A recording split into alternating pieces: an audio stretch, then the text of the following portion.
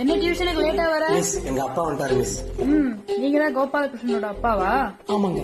உங்க பையன் நன்றி என ஆரம்பிக்க திருக்குறள் எழுத சொன்னா என்ன எழுதிருக்கான்னு பாருங்க. எங்க கொடுங்க.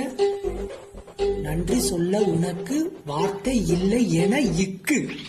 எனக்கே ஒண்ணும் தெரியாது, என்ன வேற கேக்குறாங்க. மேல 4 கீழே 3 சரியா தானே எழுதிருக்கான். கரெக்டா எழுதி வச்சிருக்கானா?